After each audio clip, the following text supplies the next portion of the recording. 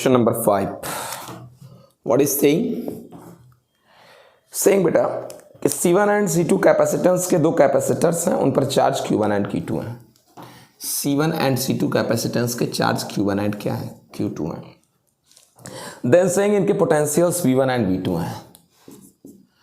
And let's consider, ये मान लेते हैं हम लोग क्या बेटा, मैं मान लेता हूँ V1 is less than V2, ऐसा मैं मान लेता हूँ, ठीक है।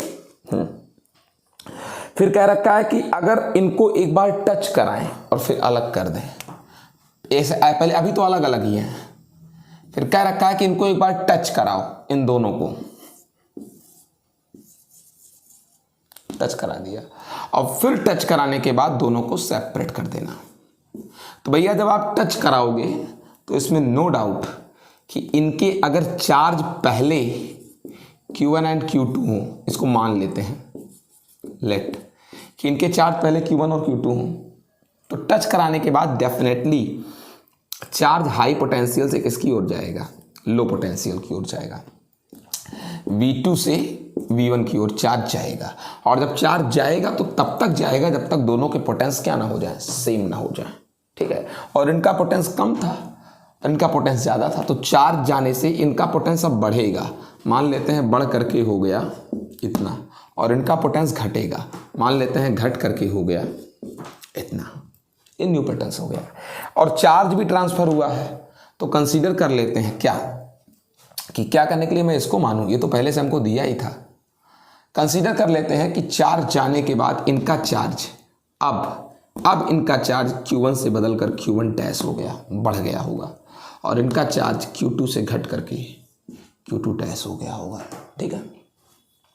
लेकिन मैं जहां तक सारी बातें जानता हूं, क्या चीज़, आप क्या सारी बातें जानते हैं, मैं जहां तक सारी बातें जानता हूं कि इसमें प्रूफ करने को कह रखा है सबसे पहले तो न्यू चार्ज का रेशियोज, न्यू चार्ज का जो रेशियोज है वो कह रखा है प्रूफ करो C1 अपान क्या C2।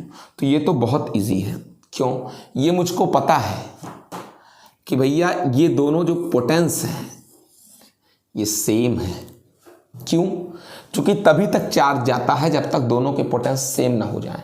तो इनका कम था तो इनका बढ़ गया, इनका ज़्यादा था तो इनका थोड़ा घट गया होगा, लेकिन वैल्यू ऐसी हो गई होगी कि दोनों का पोटेंस सेम हो जाए। मान लेते हैं वैल्यू पोटेंस सेम होकर कितनी हो गई, V हो गई, ठीक है बेटा।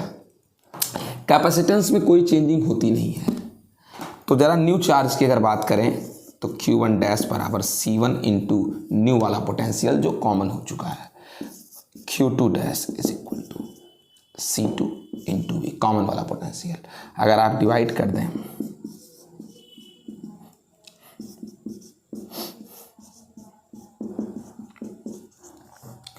क्लियर। अगली चीज क्या है सर, एक चीज और प्रूफ करनी है, वो क्या कह रखा है कि प्रूफ करें C1 इंटू डेल V1, ये प्रूफ करना है C1 into del V1 is equal to C2 into delta V2, ठीक है। तो आपको एक चीज अगर मैं समझाने की कोशिश करूं, सर ये बताएं कि दोनों वायर्स को ऐड करने के पहले जो चार्ज था Q1 प्लस Q2, और ऐड करने के जो बाद चार्ज है Q1 डैश, दोनों सेम होगा। कंजर्वेशन ऑफ चार्ज में कोई कमी नहीं आती, जितना चार्ज जोड़ने के पहले था उतना ही चार्ज जोड़ने के बाद रहेगा, ठीक है ना। तो Q1 बराबर C1 V1, Q2 बराबर C2 V2, but Q1 dash बराबर C1 और न्यू वाला पोटेंशियल इस वाले का V1 plus delta V1, Q2 dash C2, ये तो माना है ना मैंने, इसलिए Q बराबर C, और पोटेंशियल अब sir C1 V1 C2 V2 multi कराओ, C1 V1 C1 del V1 C2 V2 C2 delta V2, ये कट जाएगा। अब C1 V1 है ही है इधर, ये इधर आएगा माइनस से प्लस में हो जाएगा,